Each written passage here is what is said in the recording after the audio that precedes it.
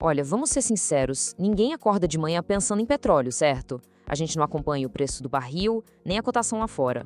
Mas mesmo assim, o petróleo influencia a vida de todo mundo, todos os dias. E o mais curioso é que os efeitos são sentidos, como os preços subindo, mas a causa nem sempre à vista.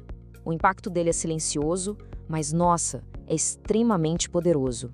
E isso leva a gente àquela pergunta que todo mundo se faz uma hora ou outra, principalmente na hora de pagar as contas. Ué, por que parece que tudo ficou mais caro de uma vez só? É uma frustração bem comum. E a resposta para ela começa num lugar que talvez não seja tão óbvio assim. Essa conexão, ela tá bem na nossa frente, mas é tão fundamental, tão básica, que acaba ficando invisível. Vamos começar a desvendar isso pela primeira camada, a parte mais óbvia do quebra-cabeça.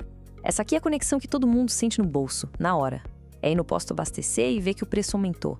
É a ligação mais direta e imediata que existe. Petróleo sobe, combustível sobe. Simples, né? Só que o problema é que a história não para por aí. Na verdade, ela tá só começando. E é aqui que a coisa começa a ficar interessante de verdade.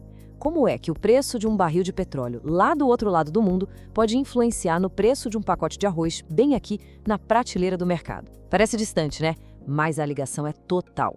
E é aqui que a conexão fica mais profunda. O nosso mundo moderno, hoje em dia, funciona à base de transporte. Praticamente tudo que a gente consome precisou ser levado de um lugar para o outro. E é aí que o petróleo entra como o grande protagonista da história. Pensa em qualquer coisa. Sério, a comida na mesa, a roupa no armário, o celular na mão, tudo isso viajou. E viajou como? Em caminhões, navios, aviões. E todos eles são movidos a quê? A combustível. E o combustível vem de onde? Exato, do petróleo. Então a lógica é uma reação em cadeia, é um verdadeiro efeito dominó. Se o petróleo sobe, o transporte fica mais caro. Se o transporte fica mais caro, o custo para entregar qualquer produto aumenta. E claro, esse custo extra não fica com a empresa, né? Ele é repassado para a gente no preço final. Vamos voltar para o nosso exemplo do arroz, para deixar isso bem claro. O arroz não aparece magicamente na prateleira. Ele é plantado, colhido, transportado para um armazém, depois distribuído para os mercados.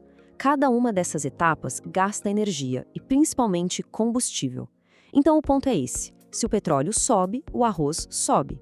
E isso vale para praticamente tudo. Mas olha, a influência do petróleo vai ainda mais fundo. Ele não serve só para fazer combustível, não. Ele é a matéria-prima de uma infinidade de coisas que a gente usa todos os dias.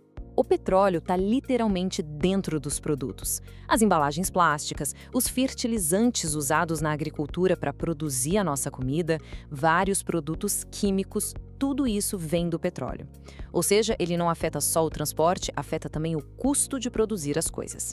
Vamos, quando o petróleo sobe, a gasolina sobe, o transporte sobe, a produção sobe e os produtos sobem.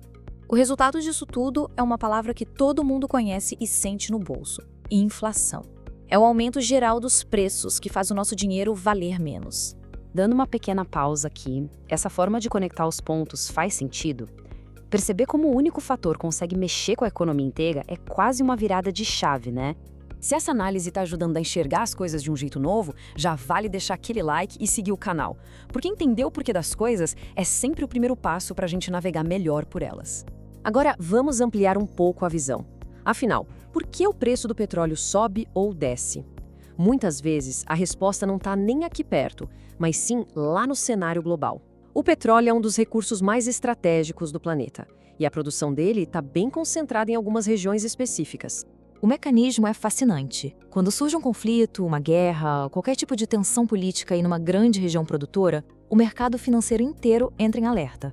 O medo não é de que o petróleo já tenha acabado, mas de uma possível falta no futuro. E só esse medo, essa expectativa, já é suficiente para fazer o preço disparar. Então, o ponto crucial é este: o preço não sobe só quando falta petróleo de verdade. Ele sobe quando existe a expectativa de um problema.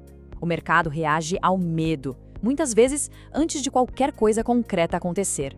É um jogo de percepção e de risco. E agora, vamos trazer toda essa discussão global de volta para o que realmente importa no fim do dia: o nosso bolso. Como é que tudo isso se traduz no nosso custo de vida? O impacto total é exatamente o que a gente sente no dia a dia. Gasolina mais cara, comida mais cara no supermercado, produtos em geral mais caros. Resumindo, o custo de vida aumenta para todo mundo. E o detalhe importante é que mesmo para quem não tem carro, a conta chega do mesmo jeito, porque o preço está embutido em tudo que se consome.